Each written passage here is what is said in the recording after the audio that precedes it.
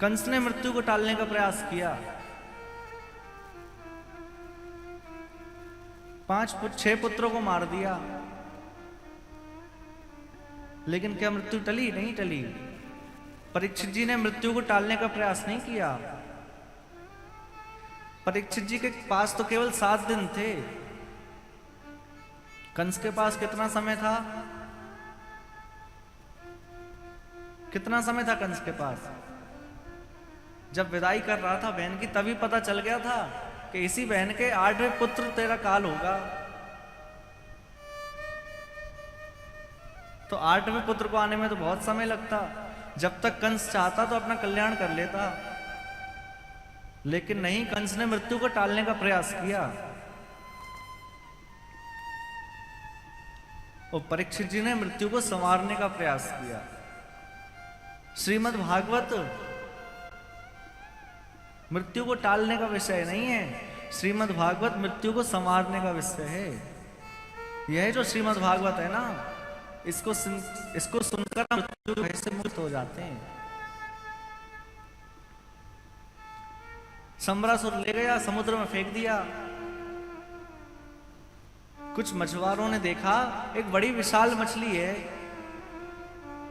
मछली को पकड़ कर ले आए और उसका पेट काट कर देखा तो उस मछली के पेट में एक बड़ा ही सुंदर बालक, वही है प्रद्युम्न जी, जीवित बालक निकले। अब ले जाकर उन्होंने, मछुआरों ने सोचा कि इतनी बड़ी मछली है,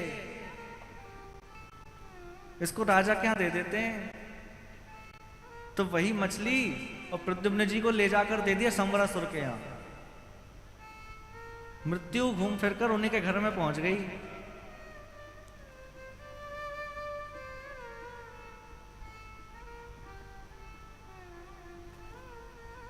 अब सम्रासुर को नहीं पता कि ये वही पुत्र, यही वही बालक है। रसोई में एक देवी काम करती है जिनका नाम है रति देवी, उसको दे दिया कि लो, इस बालक का तुम पाल पोषण करो, इसको खूब पालो। नारद जी प्रकट हो गए, क्या आप इनको जानती हैं कौन है? रति देवी से पूछा, आप इनको जानती हैं? तब रति देवी ने कहा कि नहीं। तब नारद जी ने बताया कि और कोई नहीं है, ये आपके पतिदेव हैं। भगवान शंकर ने जला के भस्म कर दिया था ना कामदेव को, ये वही कामदेव भगवान श्री कृष्ण के पुत्र के रूप में जन्म लिए हैं। और रति देवी ये आपके वही पतिदेव हैं। अब तो रति देवी और खूब अच्छे से लालन पोषण करने लगी और समय आने पर उन्हें प्रद्युम्न जी ने सम्रासुर का वध कर दिया। अब रति देवी और प्रद्युम्न जी पहुंचे द्वारिका। श्री रुक्मणी जी देख रही हैं कि यदि मेरा पुत्र होता तो आज इतना ही बड़ा होता। क्या सोचा? यदि मेरा पुत्र होता तो आज इतना ही बड़ा होता, ऐसे ही दिखता बिल्कुल। नारद जी प्रकट हो गए, कहा देवी महारानी ये होता नहीं है, ही आप ही का पुत्र है। फिर संपूर्ण घटना सुनाई। मृत्यु को टालने का प्रयास ना करें। और हम तो भगवान से प्रार्थना करा करें ना कि हे भगवान आप ऐसी कृपा कर दो कि ये जीवन पूरा हो, इसी जीवन में हमें आपका दर्शन हो जाए। कुछ ऐसी कृपा करो कि आप हमारे साथ लीला करने लगो। सूरदास जी का चरित्र सुना है ना आप सभी ने। सूरदास जी को दिखता नहीं था, नित्य प्रति श्रीनाथ जी के सामने जाते और जाकर पद सुनाते। उस समय इतनी भीड़ भी नहीं रहती थी मंदिरों में, जाकर बैठ जाते और जैसा ठाकुर जी ने पोशाक पहनी है, जैसा श्रृंगार किया है, पूरा वैसा का वैसा वर्णन कर देते अपने पदों में।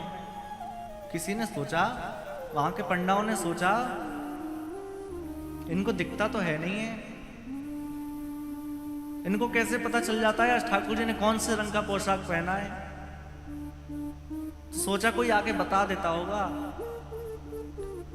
एक बार पुजारियों ने परीक्षा लेने की सोची कि हम इनकी परीक्षा लेंगे। उस दिन पुजारियों ने, पता है, भगवान को बिल्कुल वस्त्र नहीं पहना है, बिल्कुल वस्त्र नहीं पहना है, बस ऐसे ही मोतियों की माला पहना दी। और सूरदास जी को बुलाया गया कि यदि सच में सूरदास जी को पता चल जाता होगा ना कि कौन से वस्त्र पहने हैं, तो आज कह देंगे कि आज कोई वस्त्र नहीं पहने, आज कोई वस्त्र नहीं पहने। सूरदास जी को बुलाया, पट खोले, सूरदास जी से पूछा, बाबा अब बताओ आज ठाकुर जी ने कौन से रंग की पोशाक पहनी है? अब सूरदास जी तो परम भक्त ठाकुर जी के। सूरदास जी ने बड़ा सुंदर पद गाया। क्या कह रहे हैं सूरदास जी? सूरदास जी कह रहे हैं, आज हरि देखे नंगम नंगा, आज हरि देखे नंगम नंगा, केवल गले में मोतियों की माल है, बाकी और कुछ नहीं पहने ठाकुर जी। आज तो ठाकुर जी नंगम नंगा है। वर्णन कर दिया। अब तो जैसे ही ऐसा वर्णन किया, सभी गोसाइयों ने सूरदास जी को लाकर माला पहना दी और उनके चरणों में गिर गए। अरे बाबा, हम तो सोचते थे कि आपको कोई आके बता देता होगा, लेकिन आज हम समझ गए कि ठाकुर जी आपको बताते हैं। ऐसे सूरदास जी, इनके जीवन की घटना है। ये पद सुनाते थे मंदिर में जाकर।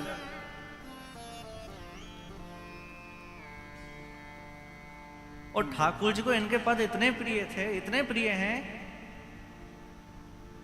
कि जब भोग लग जाता है, जब पट बंद हो जाते हैं ना, तो ठाकुर जी इनके पीछे पीछे जाते हैं और सूरदास जी की कुटिया में जाकर बैठ जाते हैं, वहां जाकर पद सुनते हैं। नित्य प्रति का नियम है ठाकुर जी का।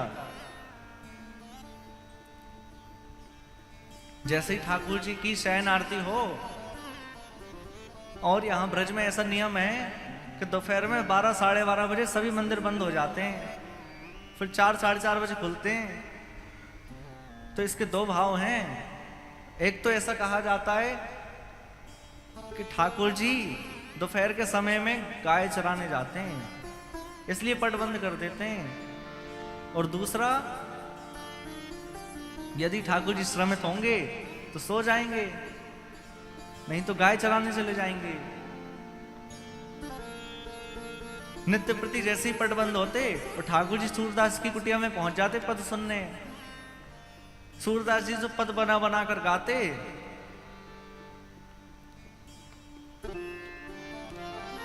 सूरदास जी को दिखता तो है नहीं है।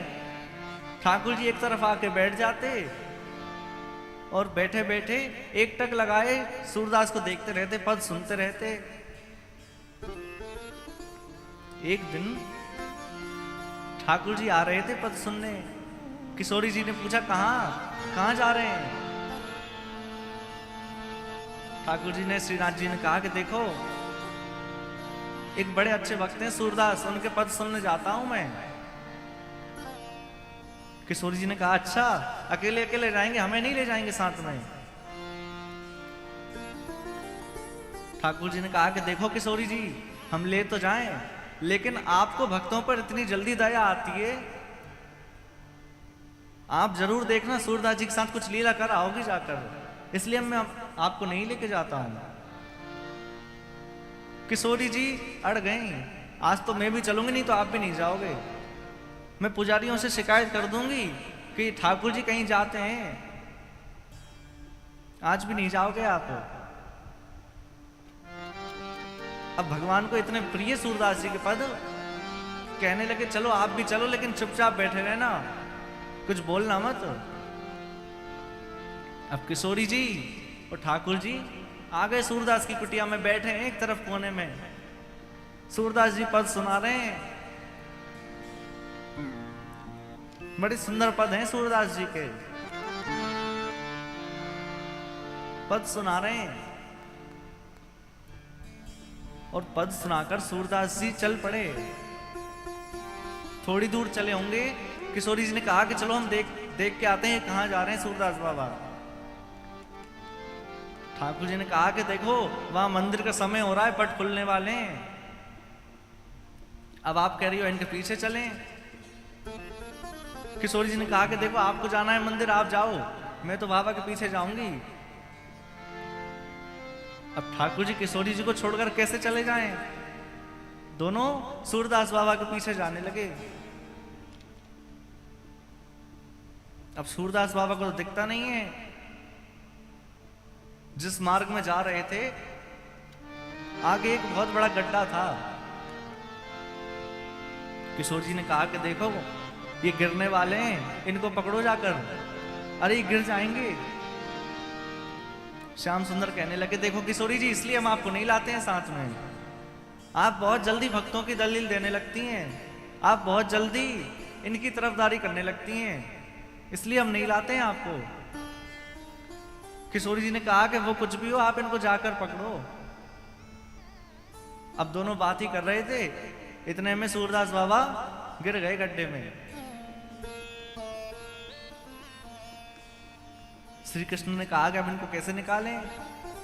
तो किशोरी जी ने अपनी चुनरी दी और ठाकुर जी ने उस चुनरी में अपनी काली कामर बांध दी।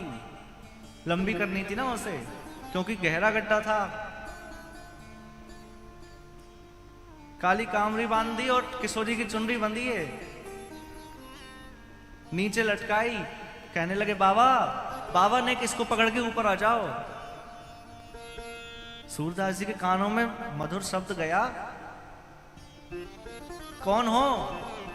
अरे बाबा मैं हूं, यहीं इसी पास के गांव का हूं, मेरा नाम गोपाल है।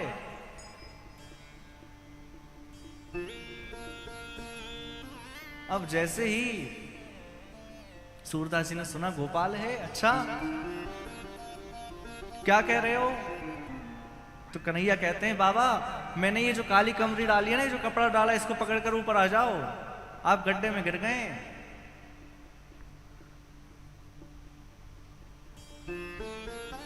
सूरदास बाबा ने पकड़ा और जैसे ही पकड़ा तो उस काली कमरी में से वैसी सुगंध आ रही है जैसी श्रीनाथ जी के मंदिर में श्रीनाथ जी के वस्त्रों में से आती है। समझ गए कि ये तो वही हैं। अब भ्रम नहीं रहा, अब तो निश्चित हो गया कि ठाकुर जी हैं। आज हाथ में आए, आज जाने नहीं दूंगा इनको। अब काली कमरी है, उसको पकड़कर ऊपर चढ़ रहे हैं। ठाकुर जी खींच रहे हैं, उसके पीछे किशोरी जी खींच रही हैं। और जैसे ही ऊपर आए तो इतनी जोर से गिरे, ऊपर आकर ठाकुर जी के चरणों में गिर गए, आकर किशोरी जी के चरणों में गिर गए, पैर पकड़ लिए। ठाकुर जी ने कहा कि चलो अब जल्दी दौड़ो यहां से, नहीं बाबा पकड़ लेगा, अब जाने नहीं देगा। इतने में ही सूरदास जी ने श्री किशोरी जी के एक पैर का नूपुर ले लिया, नूपुर निकाल लिया। भगवान भी लीला कर रहे हैं। किशोरी जी भागी वापस से और थोड़ी दूर जाकर किशोरी जी कहने लगी, अरे श्याम सुंदर, हमारे पैरों की नूपुर पता नहीं कहां गई। एक तो है, एक पैर में तो है, एक पैर में नहीं है। कन्हैया ने कहा आप छोड़ो, मैं दूसरी दे दूंगा आपको नूपुर, आप चलो वापस जल्दी। किशोरी जी कह रही है नहीं, मुझे तो वही नूपुर चाहिए। श्याम सुंदर कह रहे हैं देखो मैं इसलिए आपको नहीं लाता हूं, आप एक जगह अड़ जाती हो तो फिर वहीं रह जाती हो। किशोरी जी ने कहा आपको जाना है तो आप जाओ, मैं तो नूपुर लेके आऊंगी बाबा से। अब दोनों फिर वापस गए, कहने लगे बाबा मैं वही हूं गोपाल अभी जो आया था।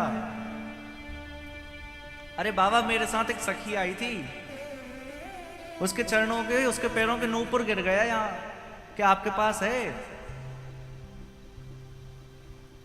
सूरदास जी ने कहा कि पहले मैं चेक करूंगा, पहले मैं देखूंगा कि दूसरे पैर में भी है कि नहीं है।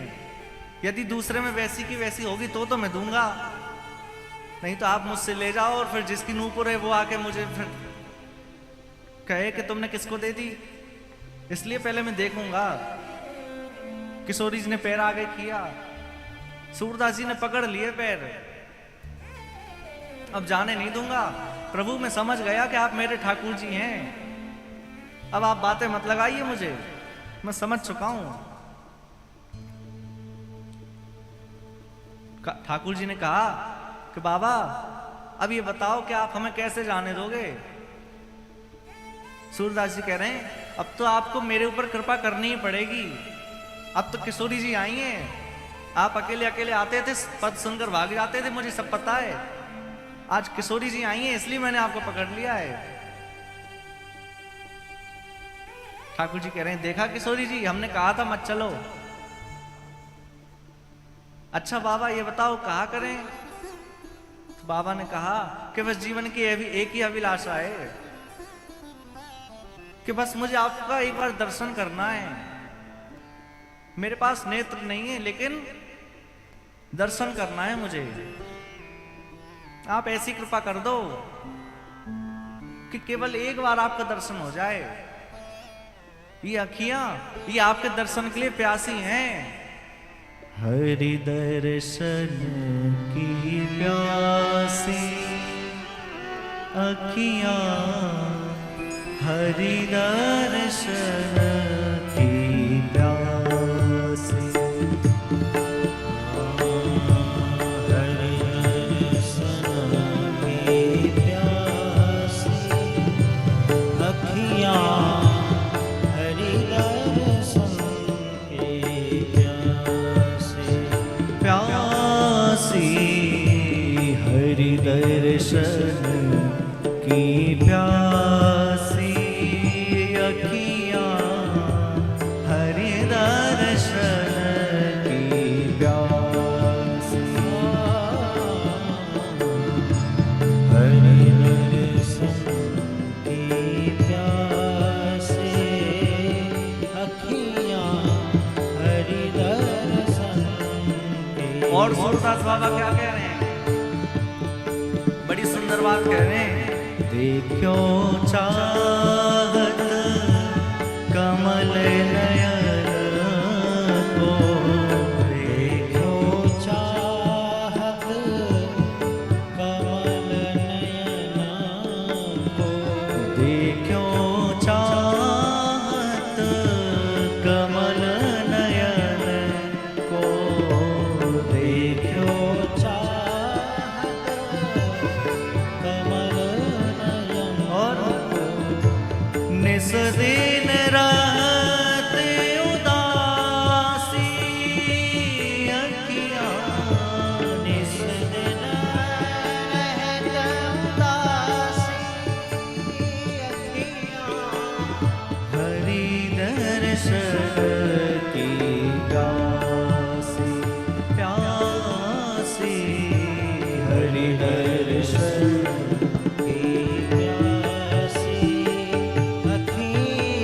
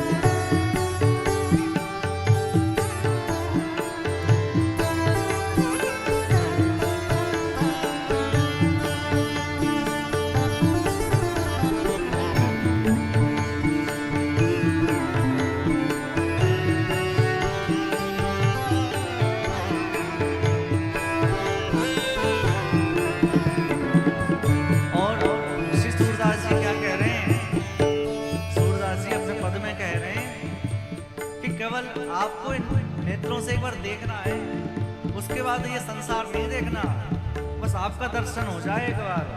और केसर तिलक मोतिन की माला वृंदावन के वासी, केसर तिलक मोतिन की माला वृंदावन के वासी। और होने लगाए त्याग गए तन सम, नेह लगाए त्याग गए प्रिय नेह लगाए त्याग गए तन सम, नेह लगाए त्याग गए तृण। और डाल गए गल फांसी अखियाँ हरि दर्शन की प्यासी। हरि दर्शन की प्यासी अखियाँ हरि दर्शन की प्यासी। और सूरदास जी क्या कह रहे हैं? हो काहू के मन की जो जानत लोगन के मन हासी, काहू के मन की को जानता लोगन के मन हासी। और सूरदास जी कह रहे हैं, सूरदास प्रभु तुमरे दर्श बिना, दास प्रभु तुम्हारे दरस बिना।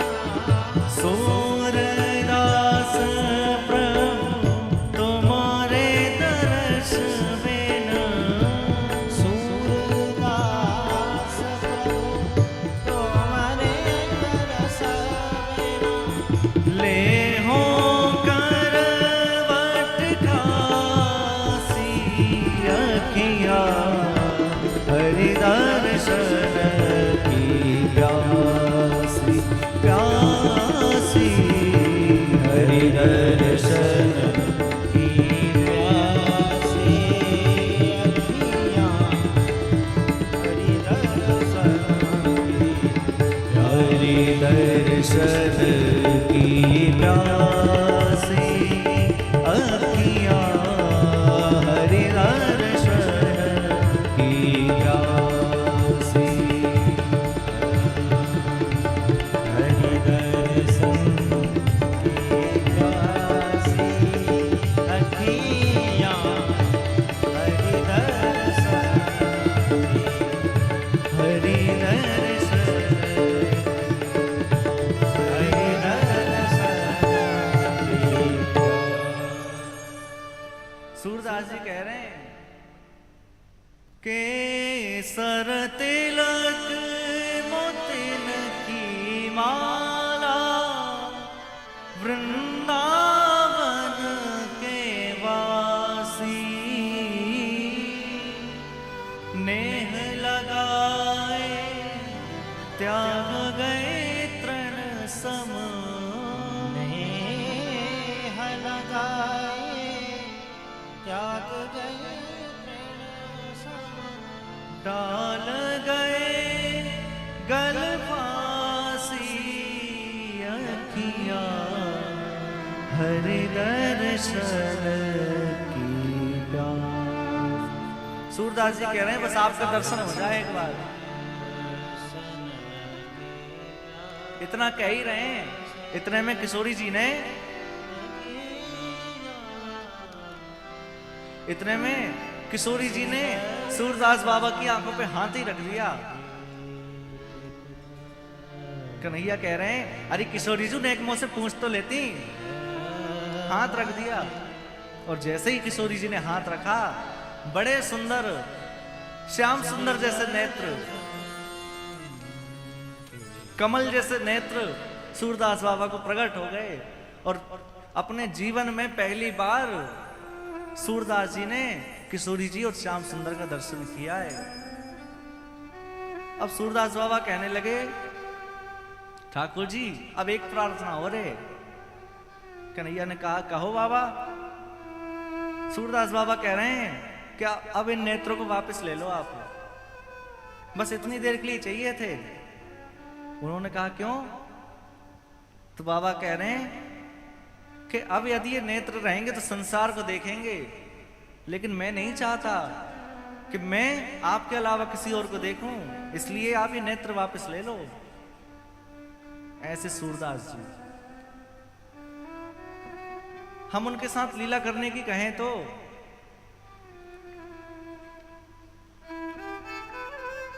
आप लोग ये बताओ, कितने लोग ऐसे हैं जो भगवान से नित्य कहते हैं कि आज हमारे साथ लीला करो या कभी हमारे साथ लीला करो?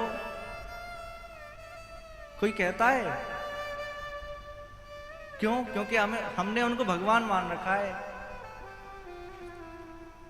हम उनको अपना मानते ही नहीं है।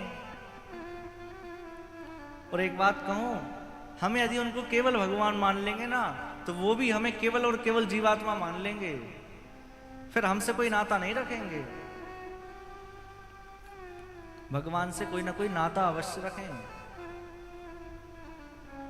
श्री ठाकुर जी के विवाहों की, अन्य विवाहों की चर्चा की है। अभी पहला विवाह हुआ रुक्मणी जी के साथ, अभी कितने और होने? कितने? 16,107 और होने। अब आप सोचेंगे, महाराज जी एक ही विवाह में आपने 6 दिन निकाल दिए। अब 16,107 में तो पता नहीं कितना समय लगेगा, लेकिन भगवान कृष्ण के 8 विवाह क्रम से हुए हैं और 16,100 विवाह एक साथ हुए हैं। ठाकुर जी का दूसरा विवाह एक स्यमंतक मणि के प्रकरण में हुआ है। आपने सब सुनी है सत्राजित की कथा। तो ठाकुर जी का दूसरा विवाह जामवंत जी की पुत्री के साथ, जामवती के साथ हुआ है। और तीसरा विवाह सत्राजित की पुत्री है सत्यभामा, उसके साथ तीसरा विवाह हुआ है। चौथा विवाह भगवान इंद्रप्रस्थ गए, अर्जुन के साथ भ्रमण कर रहे थे, यमुना जी के तट पर देखा एक कोई बड़ी सुंदर कन्या तप कर रही है। अर्जुन ने कहा कि भगवान चलकर पूछें किस लिए तप हो रहा है। भगवान ने कहा जाओ जाकर पूछाओ। अर्जुन गए, अर्जुन ने कहा कि आप किस लिए तप कर रही हैं, तपस्या किस लिए कर रही हैं। तब उस कन्या ने कहा कि देखो मैं सूर्य पुत्री हूं, मैं कालिंदी हूं, यही यमुना हूं मैं। अच्छा आप किस लिए तपस्या कर रही हैं? तो यमुना जी ने कहा कि मैं श्री कृष्ण को अपने पति रूप में बनाने के लिए तपस्या कर रही हूं। अर्जुन लौटे, अर्जुन ने कहा कि भगवान आप ही के लिए तपस्या हो रही है। तब यहां भगवान श्री कृष्ण का चौथा विवाह श्री कालिंदी मैया यमुना जी के साथ हुआ है। और पांचवा विवाह उज्जैन के राजा हैं विंद अनुविंद, इनकी बहन है मृत्यवृंदा, उसके साथ पांचवा विवाह हुआ है। इनकी बड़ी सुंदर कथाएं हैं। छठवां विवाह कौशल देश के राजा हैं नग्नजित, इनकी पुत्री हैं नग्नजिति, जिनका एक नाम सत्या भी है, उनसे छठवां विवाह हुआ। ठाकुर जी का सातवां विवाह केकई नरेश की पुत्री हैं भद्रा, इनके साथ सातवां विवाह हुआ है। और आठवां विवाह मध्य प्रदेश के राजा हैं, उनकी कन्या का नाम है लक्ष्मणा। लक्ष्मणा से ठाकुर जी का 8वां विवाह हुआ। ये भगवान की मुख्य अष्टपट रानियां हैं। और यही अष्टधा प्रकृति हैं। भगवान की मुख्य 8 पटरानियां हैं और 16,100 जो विवाह हुए वो एक साथ हुए हैं। भौमासुर नाम का दैत्य था, बड़ा आतंक मचा रखा था, पृथ्वी का पुत्र था। इसने सोचा कि जब श्री कृष्ण इतने सारी गोपियों के साथ रास कर सकते हैं तो मैं भी करूंगा। और हम भी यही गलती कर बैठते हैं। हम सांसारिक लोग भी ये सोचते हैं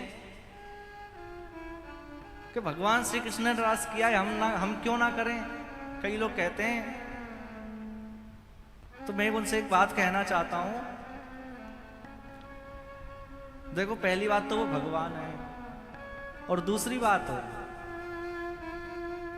यदि आपको भगवान के बराबरी करना ही है तो हर चीज में करो। 6 दिन के भगवान श्री कृष्ण ने जहर पिया, तो शुरुआत सबसे यहीं से करो। पहले 1-2 सेल्फास की गोली खाकर देख लो, बच जाओ तो आगे की लीला करना। वह भगवान है। 7 साल के भगवान ने गिरिराज पर्वत उठा लिए।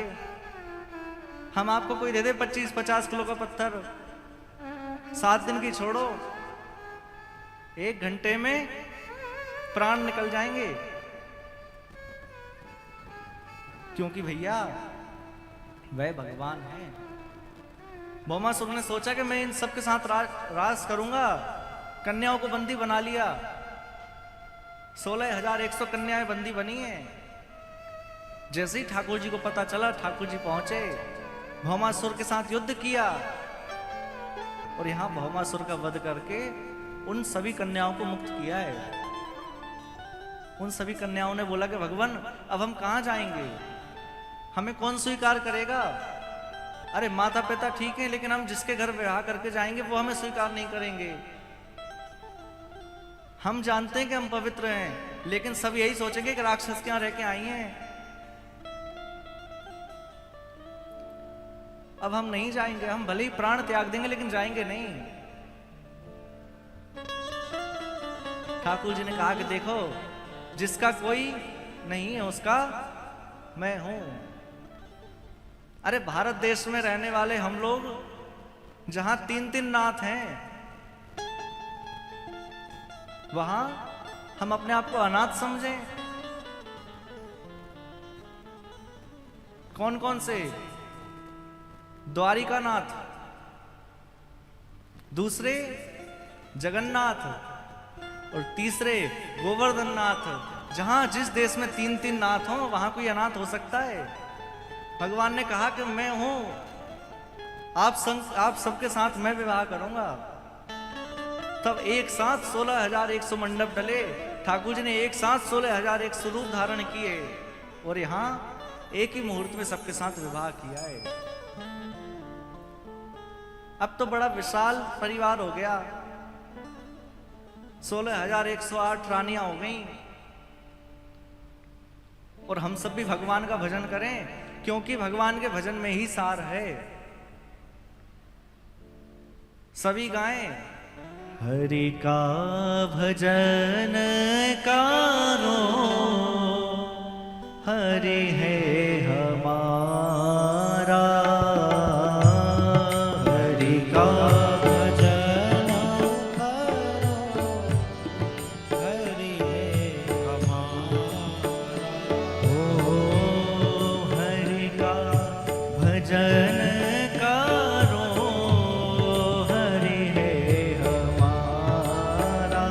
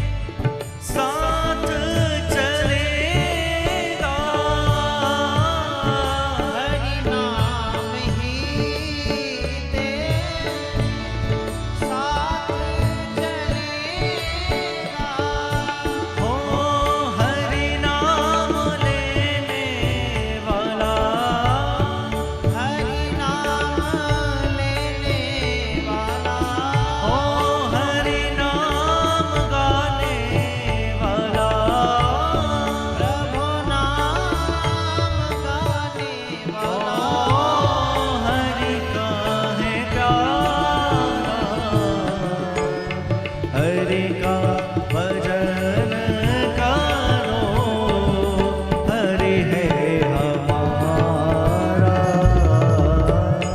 हरि का भजन करो, हरि है हमारा। ओ हरि का भजन करो, हरि है हमारा। हरि का भजन करो, हरि है हमारा।